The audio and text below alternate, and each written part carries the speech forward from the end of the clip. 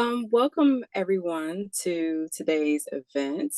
I'm happy to have both current and alum BP scholars join us today, as well as other friends and collaborators in the HBW community.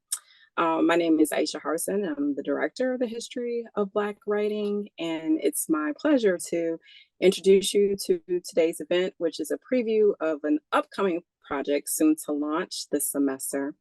And we're excited to have two collaborators or members of that project present to you today. The Black Literature Network webinar. Today's event is a hands-on introduction to this website by two of the project's leads, Professors Kenton and Howard Rambsy. The Blacklit Network consists of four portals: the Novel Generator Machine, the Literary Data Gallery, the Multi-Threaded Literary Briefs, and the Remarkable Receptions podcast, all designed to make information and ideas about African American novels widely available. The portals for the network addresses several basic yet enduring questions. What's a good African American novel to read? What's the story behind the popular reception of works by Black writers? What's the relationship of one novel to dozens of other novels? Why or what key terms can assist us in understanding Black fiction? Funded by the Mellon Foundation and coordinated by the Project on the History of Black Writing, a research unit in the Department of English, most recently at Indiana University. The network includes contributions by scholars of African American literature, computer scientists, digital humanities scholars, illustrators, graphic designers, voice actors, and sound engineers. The network is a coordinated effort that puts to use decades of active work, producing knowledge and developing humanities resources for Black literature and public engagement. Our facilitators today, again, are Howard Rambsy and Kenton Rambsy. Howard Rambsy II is Distinguished Research Professor of Literature at Southern Illinois University, Edwardsville. He specializes in African American fiction, Black poetry, and comic books, and is the author of The Black Arts Enterprise and the Production of African American Poetry, which was published in 2011, and Batman, Creative Touchstones of Black Writers, published in 2020. He is the creator and lead producer for Remarkable Receptions, which has been producing podcasts since 2021. And the series focuses on responses to African American novels. Ken Rambsy, who is an alum of the University of Kansas, where HBW has been hosted for several years, is an associate professor of African American literature and digital humanities at Howard University. He received his PhD from KU in May 2015, and he is a 2010 magna cum laude Phi Beta Kappa graduate of Morehouse College. At the University of Texas, Arlington, Kenton has taught the JZ class. This digital humanities course places the rapper in a broad African American literary continuum of autobiographical and semi-autobiographical works. In the class, students created data sets on JZ in order to produce thematic data visualizations, literary timelines, and a list of key terms that demonstrated the literary merit of rap music and its close ties to the larger field of African American literature. Based on these biographies, I know why you understand why I'm excited to have these project leads here today to give us a preview of Black Literature Network. And I will hand it over to Howard and Kenton. Okay. Hey, you all. Thanks for having us here today. I'm going to get started saying a little bit. Yo, look, I always say it tripped me out when people start on some kind of personal note, but I saw my young student. We were just talking about how your students age you, and I saw my young student there, Abby Sola, who started with us at SIUE a few years ago, and it was just yesterday. I think it was her first time in the country. And so now she's at KU trying to become mayor of Lawrence. No, she's not becoming mayor, but she's doing a lot. Anyway, good to see all of you all here. Actually, the description has been given now, so I'll just say a little bit about one of, we have four portals, or a few different portals. I'll say something about one of those portals, which will be the podcast. My younger brother, Kenton, will say something about the Literary Data Gallery. Then I will come back and say something about the Novel Generator Machine, and he'll close us out with the data ranges, and then we'll take any questions. So we started this podcast. That was one of the first things we did, and Y'all remember Toni Morrison is quoted as saying often, you kind of produce the thing you want to see in the world. And that's what I was thinking with this podcast. When we were trying to come develop this Mellon grant, I knew that there was one thing that I just had to push forward, and that was the podcast. But that's mainly because I enjoy listening to podcasts. But one thing I did not see was something that focused on African American literature. And so I made a decision very early in the process to work on the podcast. What I didn't know is that I would have such a good time doing so, and that so many things would emerge from the process of producing podcasts. So right now we have 140 episodes that are on the site, and I'll put the link for the site up there. But actually, you could just type remarkable. The cool thing is you can type remarkable receptions in Google and say remarkable receptions podcast, and you'll probably find something that'll lead you there. So that's pretty good. We have 140 episodes so far. We probably have about 160 that already completed. And so I just need to get these next 20 up. And we'll hit about 200 by December. So I'm excited about that. If I had to categorize them, this is the main kind of areas they would focus on: novels and novelists. Then the person that gets their own genre, Toni Morrison, comic books and graphic novels, Black voice actors and audiobooks, film casting and novel adaptations. Then we do these episodes, I would say there's groups of Black writers. Then there are some on Black women writers, and then just some various topics, which is to say I didn't even have a clear way to define them. And then literary data work, which is something that Kenton and I talk about quite a bit. And so we started doing some episodes on that. So I'm gonna go forward just to give you an example of some of the episodes: Colson Whitehead, The Vocabulary; Alice Walker's The Color Purple; Paul Beatty and the Booker Prize, Understanding Octavia Butler. These goes on and on and on. And then one, you'd have to be old school HBW to get the reference for this one, but whenever you're around Miriam McGrath, she talks about how they moved HBW from place to place. And so for this podcast, we created a image to go along with it. And it shows the truck, van, and they have all of these books in the back. So that's usually what happens when HBW is on the move somewhere. So that gives you one sense. There's an episode by a scholar named Courtney Thorson. This is the most popular episode we have on our podcast. It's called The Sisterhood 1977 Photograph.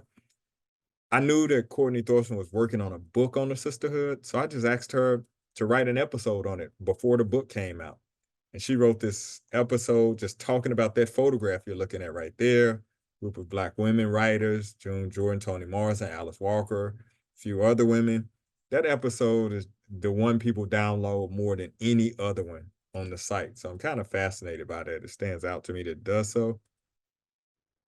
Another area that I've really enjoyed and it stands out to me is our episodes on film casting and novel adaptations. This was not expected when we started, but I had another grad student who started working with me, and at some point she expressed her interest in film and casting. So we having all these conversations about casting, novel adaptations.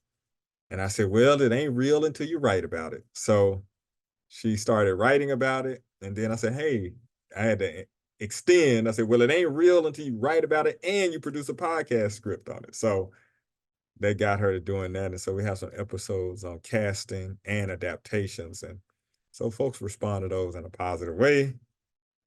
And finally, we have some on some comic books. I've been co-teaching a comic book class since 2018. And my co-teacher and I would just talk about comic books quite a bit. And so I said, hey, maybe we can add that to the mix. And so we did so. So those are some of the episodes. And so I like this one I talked about when Nick Fury became Black. Samuel Jackson plays him now, but of course, for the most part, Nick Fury was not in his history a Black character, but he changed that way. So anyway, I did an episode about that, and that was that. So yeah, the podcast has been really exciting for us just because it allows us to bring writers together, but also you get to do new things too. So I say we have 140 episodes out there, maybe 130 of them we have the same voice actor doing them. I was experimenting early on, but then I started working with this one voice actor just really could get back to us in a timely manner.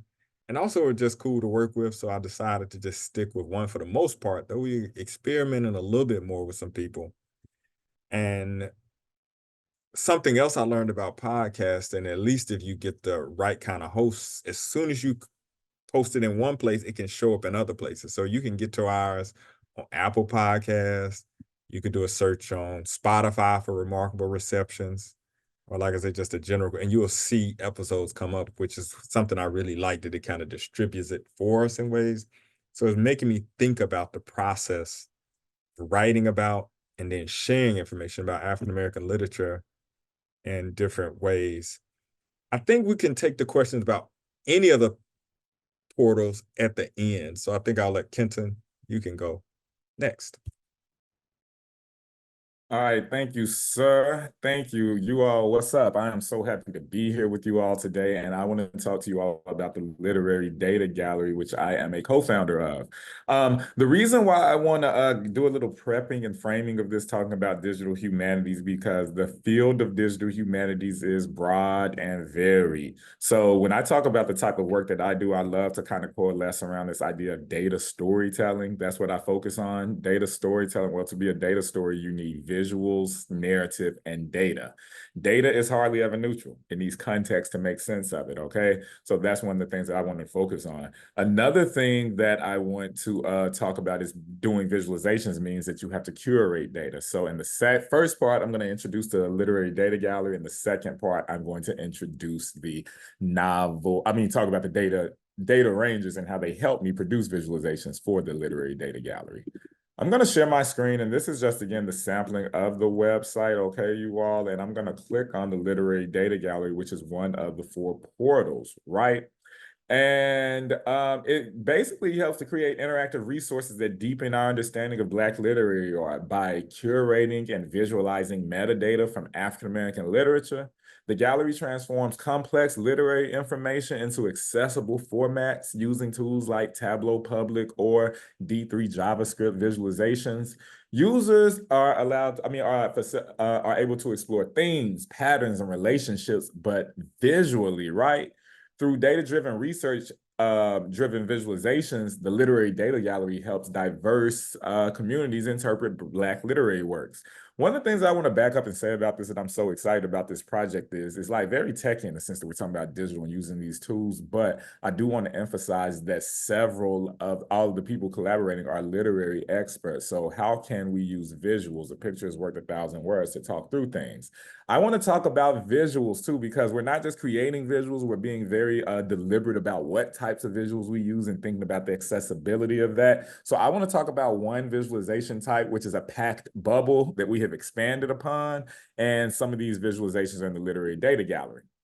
One of the things that we talked about is Toni Morrison, 99 novels in Toni Morrison. So of course I do research on Jay-Z. So again, you kind of see a few Jay-Z things going through there, 99 novels, 99 problems. But we use this, which is a packed bubble, okay? The bigger the bubble, the larger the word count. And we wanted to basically do, and as you scroll using this, it changes formats. As you see, it changes. So we looked at 6 Morrison novels, and we wanted to categorize 99 novels that we were using in our initial exploration. And we categorize them based on Morrison's The Bluest Eye, experiences of Black girls and women.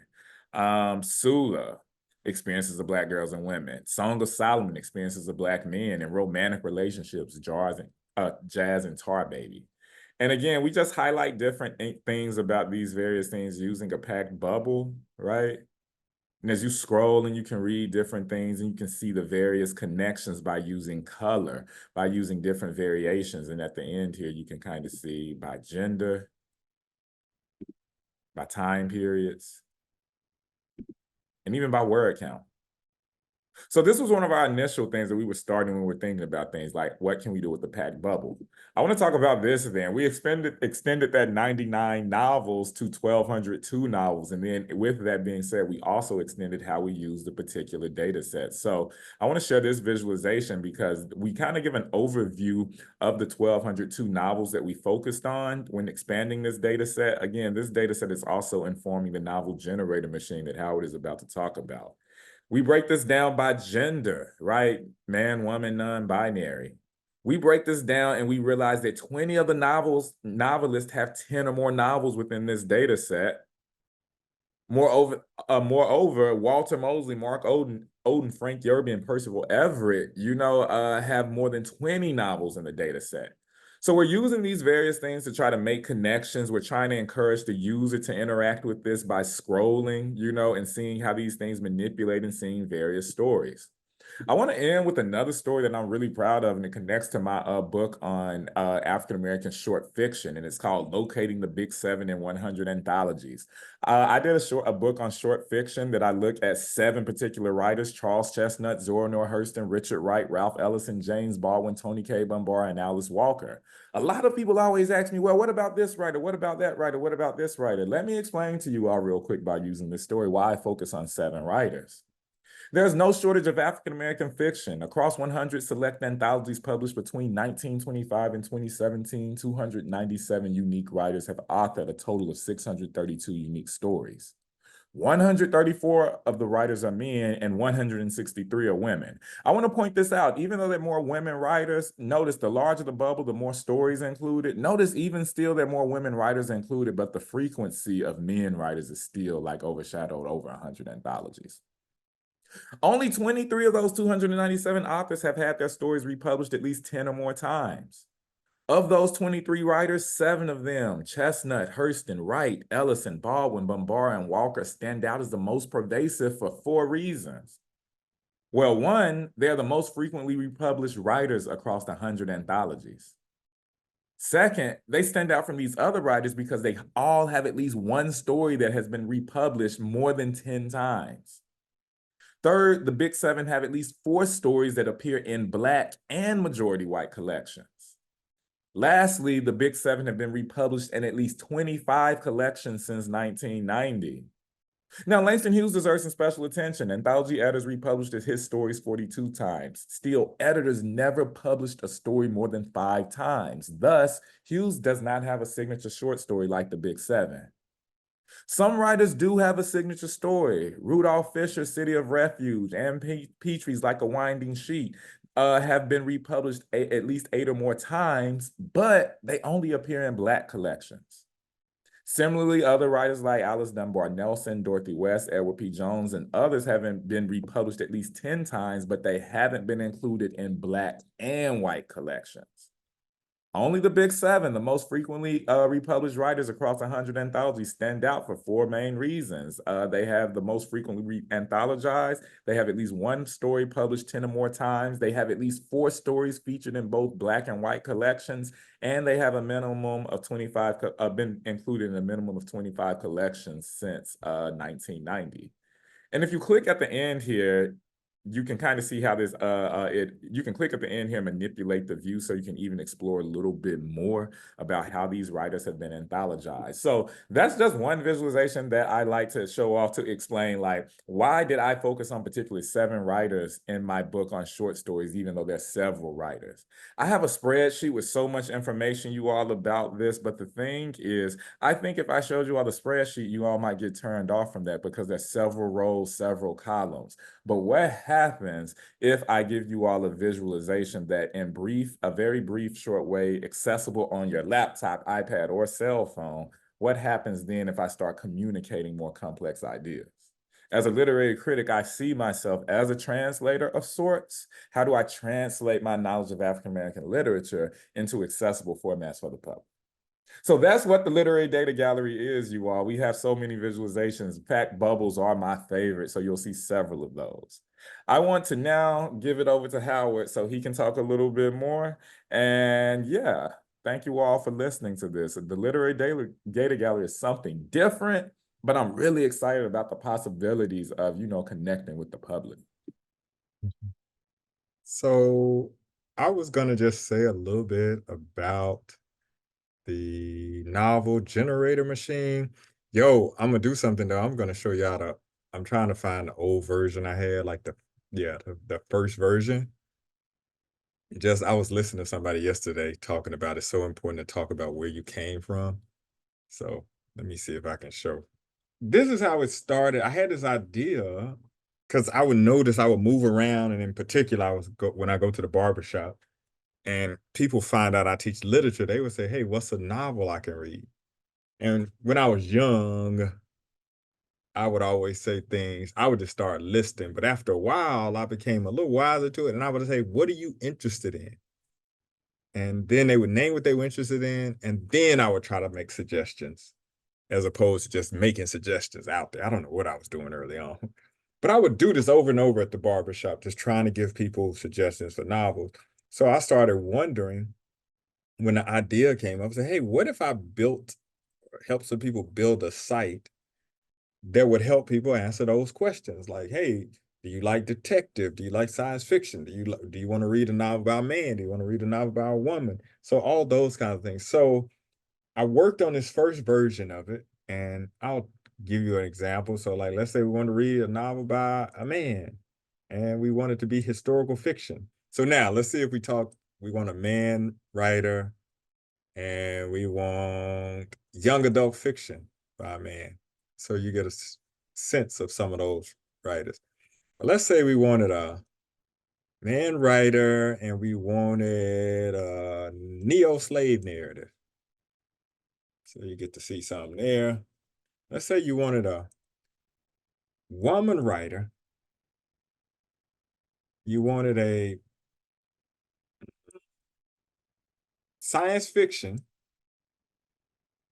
but you wanted the science fiction in the late 20th century. So you could do it like that. Let's see, you wanted a woman writer, and you wanted something early 20th century. Or you wanted something 21st century. Or you wanted something mid-century, right? So you all get the point. And so that was the kind of sense of the novel generator machine. It's weird on some level because I mean, it took some work to get it to this point, but in one sense, it's very basic when you think about it. Like, how do you give people suggestions and turn those suggestions into just some novel recommendations? But strangely, this is not something that's common when it comes to African American literature. It's just not out there that much. So I was trying to think about ways to do that. And connects back to what Kenton was saying. How do you make things accessible? Because I think if you talk to African American literary scholars, a lot of them have a lot of suggestions for books. We just don't have some easy ways to make all of that information available to people. So that's when it becomes a kind of challenge. So making things available, allowing readers to get to the material, and also just finding ways to allow expertise to be shared is the thing. I can tell you all something that's going on behind the scenes here, though, is I think at this point, this database is drawing on about 1,000 novels. And with my next update, it should get up to about 1,500 novels. And so really just trying to see how do you pull from that to give people suggestions, and then that we can make recommendations based on that. So that's all I have to say on that. I'll let Kenton do the last one, and then we'll take questions. Okay, cool, you all. So I want to go forward. So I'm going to talk about the data ranges, and these are a group of research assistants that helped me to create some of these data visualizations. But again, I ended on this one, right? The Big Seven, showing you about how they circulate in anthologies. Well, around 2018, I had a first version of this, and this was it, which was created in Tableau Public. One moment, I'm going to refresh, right? I created this with a former colleague, Peace Awesome Williamson, when I was at the University of Texas at Arlington. Again, there are 8 people up here, but as I told you all, why Langston Hughes is here, you know, it shows the anthologized stories, all the same information, all the same data set. Now, I want to point out something, though. Check out this visualization. It highlights how long it took to actually collect the data to create this visualization. First, we had to locate the anthologies. That took about 7% of the time, or 20 hours. I also noticed 4 of us working on this project. Anthology transcriptions, it took about 210 hours, or 69% of the time. Data cleaning, refining, making sure everything is all right, making sure nothing's misspelled, no duplicates. That's about 40 hours at 13%. Well, it took about only 7% or 20 hours to actually make this visualization, right?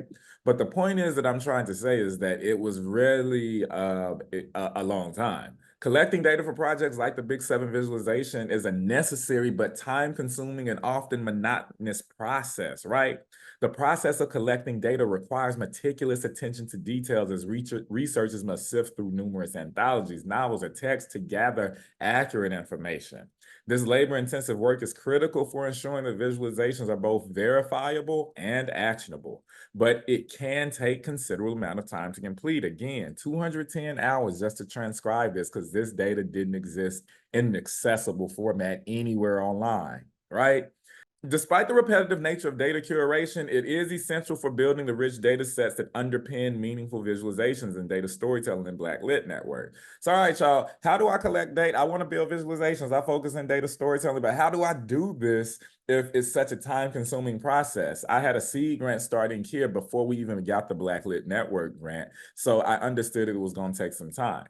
Flash forward to a visualization project I worked on with my older brother Howard, right? So he was reading Paul Beatty's novel, The Sellout, and he noticed that he mentioned so many celebrities in this, right? So as Howard was reading, you know, he's taking all of these notes, right? Like noticing he's talking about all these musicians, right? You can see musicians born in the 1940s, 1960s, 1930s.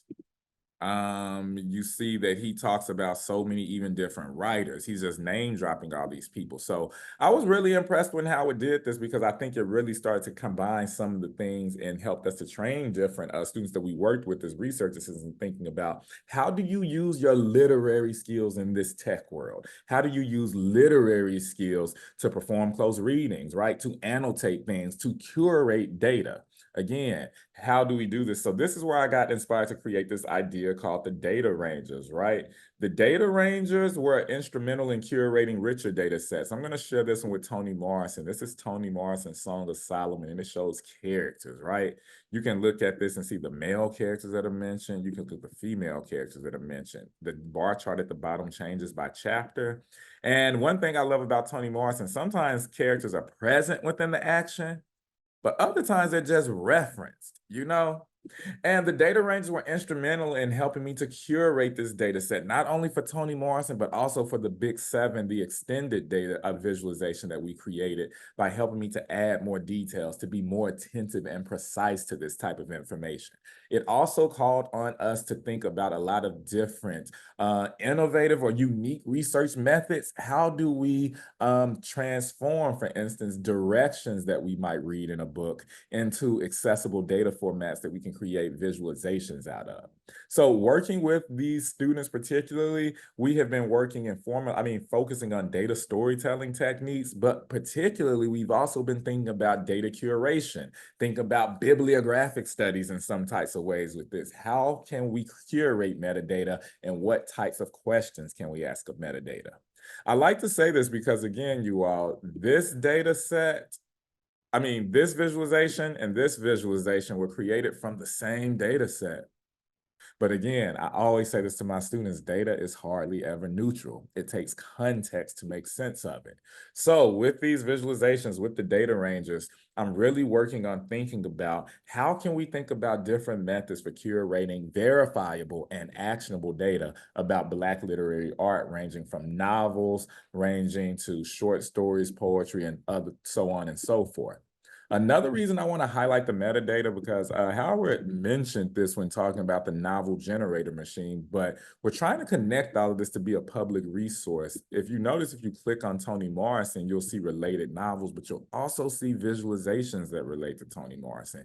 You'll also see related briefs and podcasts. One of the reasons I want to highlight this is because we're trying to think about how can we connect various data points to create a public resource that can help people navigate these things.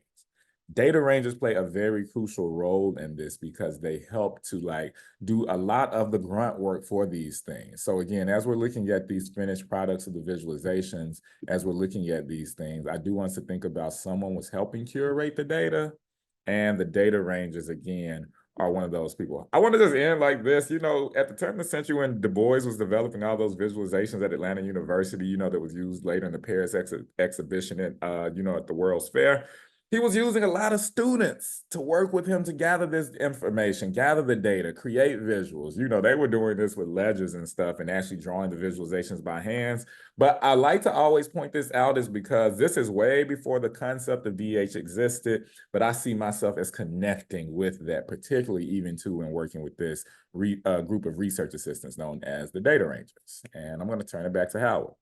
I think that's it. We just wanted to give an overview. I know it was quick and we threw a lot at you all.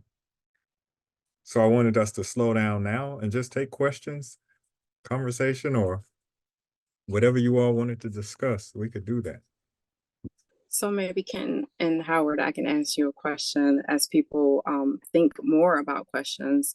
And what was interesting about your co-presentation was thinking about early iterations of things, thinking about how many people it takes to create such sites or visualize such information. And I wonder if you could talk more about what it is, what it takes, what it means. How do you actually create something so big? So the website isn't quite out yet. It will launch in the fall, but can you talk about, I mean, can you talk about the time, the hours to create one iteration, I guess, of the big seven, but like, can you talk about like how many people is involved in BLNet network? You know, how many years has it taken to get to this point? And how can people really not only try to make that tangible for people, but also, you know, people who have an idea like you did, Howard, like I'm having conversations, I have an idea. Wouldn't it be great to like create something like this? Can you give kind of more about your experience in undertaking this project, but also like giving more detail or greater sense of like what it takes to build something like this and why we're so excited about this coming. I guess I'll start and I'll let Howard talk a little bit more. And again, thanks for that question. Again, the invisible labor, I think that's something in DH a lot of times that is often looked over, like who's actually contributing to something. I can say for the Data Rangers so far, over nearly about 2.5 years, I've worked with about 16 different students between the University of Texas, various graduate institutions, is now at Howard University.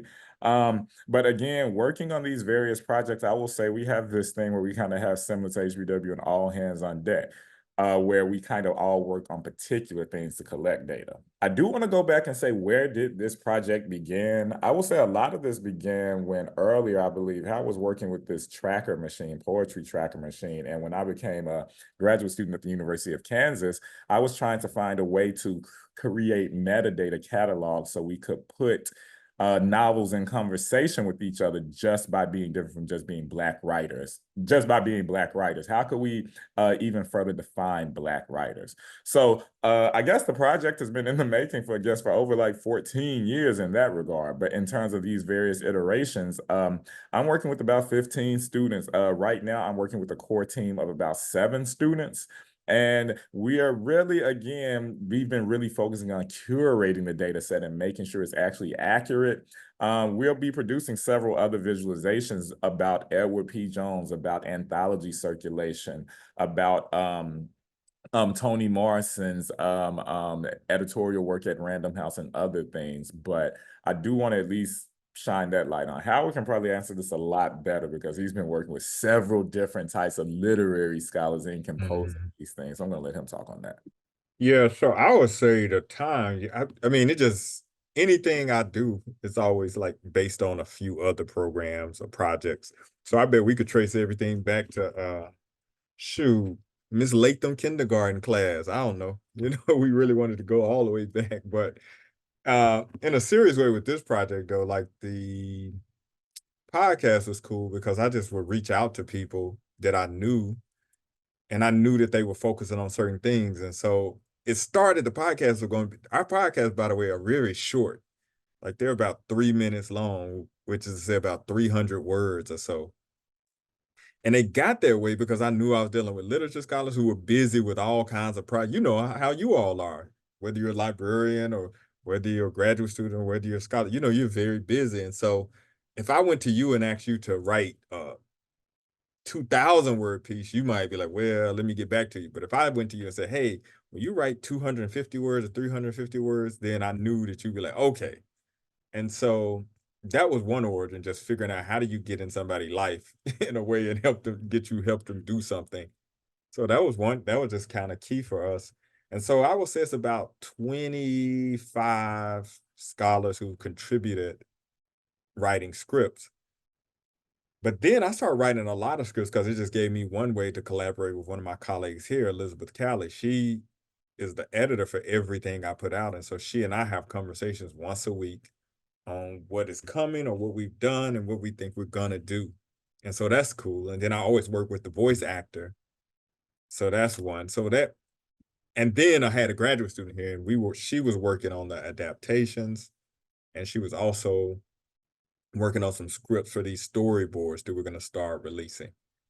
And it was just cool this past, I will say, spring, at least, just really working with a team of about 4 or 5 people and just trying to produce a lot of work and learn from what our mistakes and then try to just produce higher quality work based on that. So yeah, that's been really exciting to me just to do that. So I'm always teasing Dr. H, as I heard Aaron call her, and Sarah, because I'm constantly like, yo, when is the site gonna launch? Because it's just been exciting to always produce this kind of work and then see it in new forms. And even when you all saw that site that I was showing you, that first one for the podcast. So to see it like that, that was kind of our beta site with just some folks I worked here. And then to see some tech folks at Kansas get a hold of it and say, okay, let us update the site to what it is now. So it's just been cool watching these various iterations for me like that. Someone had asked us about the data set. That's what I was going to say. Yeah. Highlight the question in the chat. So right now, we still are thinking about where we'll put those, like the data sets for the novel generator machine and the visualizations. Because I was even looking as Kenton was putting those up, we've advanced some of those data sets. Because there was a time, like when we started, I can remember we were like, okay, let's get 99 novels. And we were playing off of that Jay-Z song, 99 Problems. But then we were like, okay, let's get 200 novels. And like I say, now we're up to about somewhere between 1,400 and 1,500. And so we should put those versions of the data sets up just so people get a chance to see that. So I hadn't thought about that enough, but we will have to find some place to put those. That'll be great for people to just have a view of some of the data set. Yeah, you're right too. Just the point you made. Yeah, it is a lot of room to play with that data because all of this stuff is limited certainly as limited as I am, which is a whole lot of limits. So I bet you could look at that like, it's great. I can incorporate something with one of my graduate students who's here now. So when I first did this, when I first started setting it up, I was only thinking about African-American. I said, that'll be enough to do African-American novels. So I was doing that. And then I just happened to get a graduate student who's from Nigeria. And so we started building, and at first, right before she arrived, I said, oh, let's get African novels. And that seemed to make sense. But then when I got this grad student who was from Nigeria, it's like we wouldn't ever we wouldn't just say Africa, right? We would be like, oh, Ghana, Nigeria, Cote d'Ivoire, South Africa. We were talking very specifically about countries. And so I started realizing we shouldn't say Africa, African novels, and just like that, we should say Nigerian novels in comparison to Black American novels.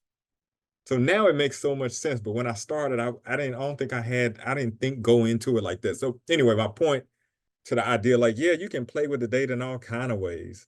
Like, that's something I saw now that like someone else will look at this and think about something else. Like Abby Sola and I have a fondness for Nigerian novels. Somebody else, believe it or not, Abby Sola, they're gonna want to see Ghanaian novels. Somebody else is gonna want to see novels by Black writers from England. And so yeah, it's just all kinds of you're right. That's the fun thing about all of this, just playing around with the data. Yeah, I want to come back to that thing that I always say, data is hardly ever neutral. A lot of my classes, particularly even at Howard, that is like my phrase. I say that as my students tell me like at least 2 or 3 times a day. What one person can see, another person might not see, and vice versa.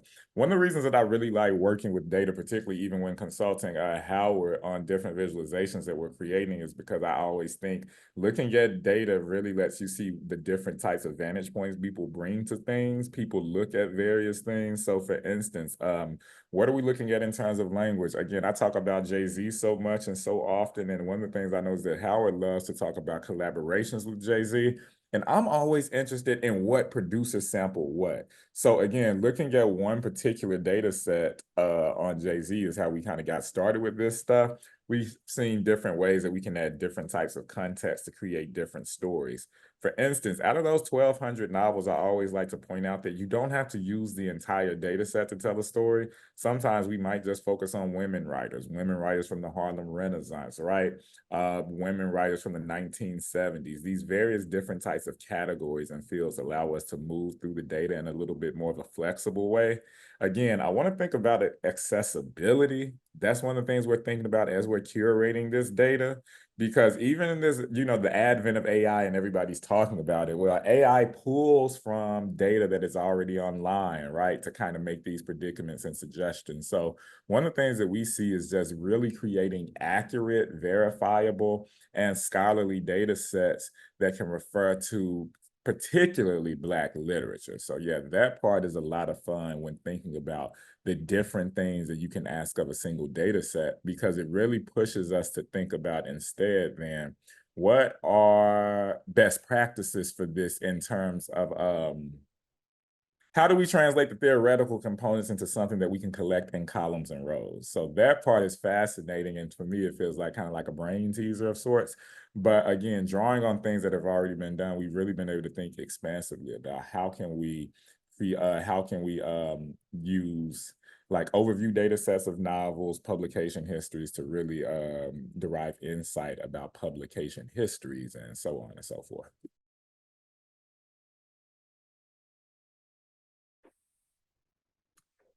Are there other questions that people have?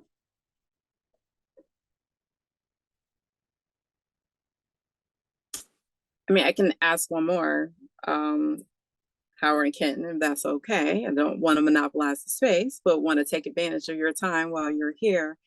I'm wondering, you had a vision for the website.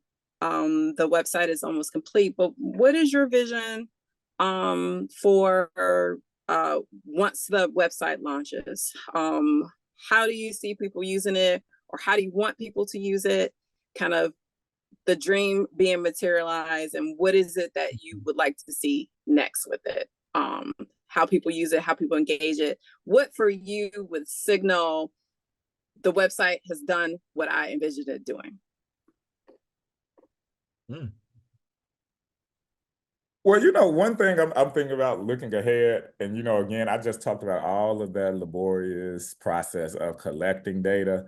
We're really focused on novels with the novel generator machine, but it's even been something Howard and I have been toying around with. I want to see it expanded to a short story generator machine, a poetry generator machine to kind of encompass literary studies. Now, again, we know that means a lot more labor, a lot more resources to collect metadata, to organize metadata about this. But one of the things that I've been so excited about, particularly when seeing these mock-ups of the site that's about to go live, is like, how can this be more expansive than just novels? How can we start to use this as a resource again? Because I always thought, like, what if I was in school? I always think about when I was in college or when I was in high school and you had to like pick a period and write a novel write a review of a particular novel. I think this would be such a useful tool to use because I would have so many resources all in one. So using novels as the prototype in terms of a generating machine, I really want to see it expanded. That's one thing that I have as a long-term goal, but yeah. Oh, Kenton, say a little bit about this. Is a question in there, and then I'll say the thing. But would you respond to Aaron Wolf about the tools and Yeah. So, okay, great. Yeah, one of the things that we've been using to create a lot of the visualizations, we have been using Tableau Public to create most of those. We've also been working with a former a computer scientist. His name is Zenmayo. We've been working with him, particularly with D3 JavaScript templates and stuff like that, particularly that pack bubble template, right? Like that to create some of these visualizations. All of the mock-ups or prototypes we usually create in Tableau Public, but we've really been getting into scrolly-telly stories, meaning the type that transition as you scroll. And again, they're no different from certain types of visualizations that you see in Flourish, in Power BI, or even Tableau Public. But the transitions using these JavaScript code books is something that we've just been really excited about. So I hope that answers that a little bit. And again, as Howard talked about working with these voice actors, I do want to say I've been working really closely, and Howard has been working really closely with Zenmayo, and his services are even available on Fiverr. At Howard University, I work in the Center for Applied Data Science Analytics as a storytelling specialist. And one of my things I've been showing students with these types of skill sets is that, like, you can make yourself immediately marketable by putting yourself on Fiverr, by putting yourself out, by showing a portfolio to show what you can create. So I do want to add that in talking about the visualizations. I do think this is something that we can sometimes outsource to different people if we feel a little bit stymied by some of the technological things and developments. Yeah, so I would say the dream, what would the dream be? I think just one, people feeling like, oh, here's a place that I can go for the novel generator machine. It's just, here's a place I can go and that I can get recommendations for novels. If people could say that in a way and feel confident that, hey, here's some of my interests is being touched upon, and at the same time, I'm being introduced to something I hadn't thought about before. So for me, that would be a really big success if we could get that to just work in a way that's very easy, also engaging for people, and also help them make discoveries. That would be good. For the podcast, for me, I mean, a personal professional thing is just to become a better storyteller in short bursts of information. I think that's a challenge for literature scholars and many scholars across, but like you have so much information. But how can you tell people just these little short, succinct stories about it? And so that's something that I've been thinking a lot about, like how to transform these kind of literary analysis to very short stories of information about something. So just mastering that art is one thing. But then for the audience side, the dream is just to have people feel like there's somewhere they can go and learn about African American literary history outside of a formal classroom. Just for particularly for people just trying to expand their knowledge on things. That's what I like about podcasts too, because the ones I'm drawn to, people are just giving me these little nuggets of information, things I hadn't thought about, I hadn't heard, and hadn't considered, even on subjects I thought I knew something about. So if I can just create something that contributes to that process, then I'll be like, oh, dang, this is really successful. This is cool. So that's it, I think. Uh, You know, one other thing I want to add to that, thinking about this as a goal, just in general, I oftentimes think as literary scholars, a lot of the research that we do is kind of in isolation, kind of like singular, a lot of types of ways. One of the things that I'm really impressed about this project, that is bringing several different types of literary scholars together to work on different components. So one of the things that I really would be excited about to see is like if this kind of shifts in different ways to show how even different specialists in literature can come together to create resources, work on common goals. Because I remember when Howard was pointing out, and then we've been doing a little bit of fact checking like this, there haven't been several literary scholars contributing to a DH project like this. We do have color conventions, right? But that's usually kind of isolated with one institution. This thing, I want to think about how do we expand to reach even different types of scholars who might say, I'm not in DH, but I do have something to contribute in terms of expertise. I think that's a big goal for me, to kind of like encourage more people to enter into these DH domains, because the expertise matters so much. The digital tools, you can do nothing without expertise. So I want to see a lot of more Black literary scholars really collaborating and often and creating new models to even show how this goes.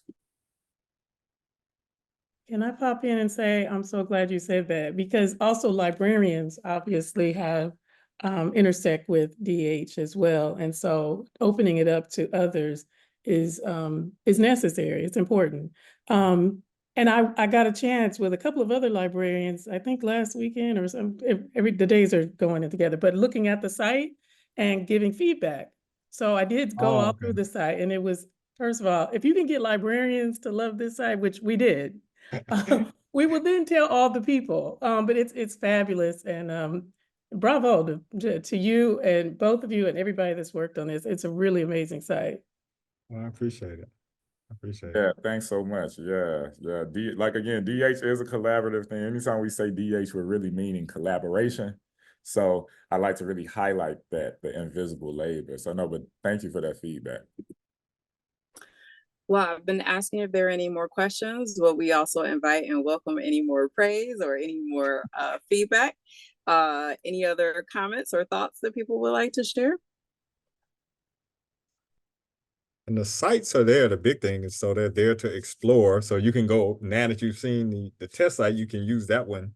And you'll see a few of the links are broken, like the covers for novels. So we'll be working on those. But for the most part, everything is there, and you can just explore and see. Oh, I see a hand raised. My bad. Ryan.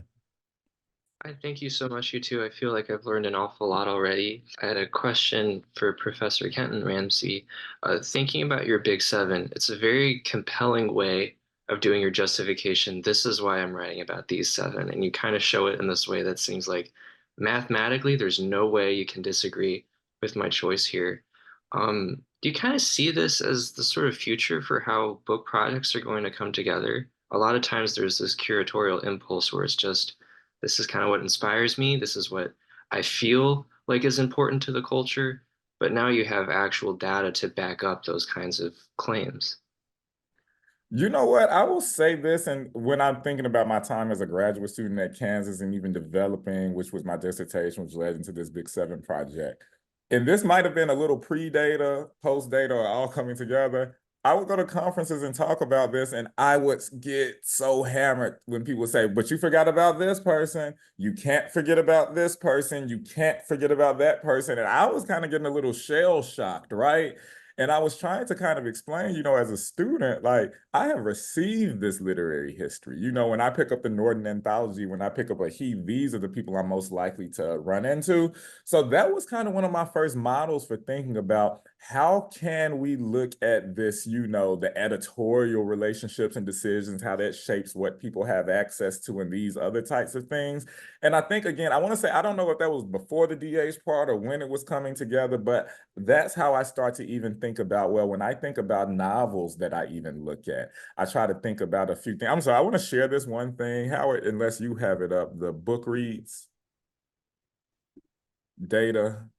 So one of the things that I always try to look at, because that question always comes to me, is how can we justify, at least by public impressions? And again, we know these things are slippery, right? So how do we, again, use data? So one of the things Howard had an idea is like, with that data set of novels that we had, he wanted to rank them by Goodreads ratings. So again, you can see this as Things Fall Apart, right? And we also want to show this to show that we really focused on novels published in the late 20th and 21st century. Again, this is The Hate U Give, The Vanishing Have. And again, we were trying to see, like, all right, well, how can we use even Goodreads to think about popularity and what is seen in these types of ways?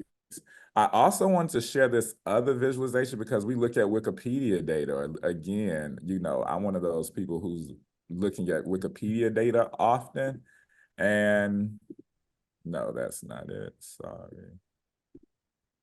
And this is just kind of like a Sankey chart that's kind of showing like Wikipedia against a few novels and how they're viewed so often. And I just kind of use these things, not necessarily because I have my interest. If it was about me on short stories, I would have focused only on Edward P. Jones, right? But I'm trying to find different ways to at least justify why I'm focusing my attention here. But more importantly, one of the things that I was doing with the Big Seven was highlighting what hadn't been researched, what hadn't been done. So as I started to move in different directions, I wanted to at least have a sound basis. Again, that was a little bit mathematically sound. So again, we're trying to think about how do we approximate, I don't want to say credibility, whatever that word is, insert that word, but how do we approximate those things? Because some things are more popular than others. Scholarly, even some things receive more attention than others. Like we say Toni Morrison celebrated the most, but we really know we're talking about the Bluest Eye Sula, Song of Solomon Beloved, right? Other ones creep in, but scholarship wise, we can even do quick searches of the MLA thing to see that's how much has been given. Howard, do you want to say any more on that too? Because I know we talk a lot about approximating these things, using different data points to even approximate, what we focus on, or how we strategize, I should say maybe that, how we strategize what we focus on, given our limited labor. Yeah, I think for me it's just going all the way back to Ryan's question. Sometimes like when you're in literature, you could, or just in classes, you will focus on some things like in a very arbitrary way, and you might think that thing is more important, or you might think it's less important and not realize what some larger context is on. And so I think the example of Toni Morrison is a good example. I use this phrase, I talk about her core four. And so we'll say Toni Morrison is an important writer, and she is. But when you start looking at what people are actually focusing on, it ends up being really four novels that they consider. And so I'm always wondering, what is it about those four novels? I thought about this a lot when she passed away, and everybody was doing, like, I started collecting all the memorials for that people were doing. And they would keep mentioning what these four, not like they wouldn't mention all of the four, but I'd realize they were circling in on a certain kind of four novels of hers. And so that's the kind of thing I think that, like, just being mindful of data helps you do.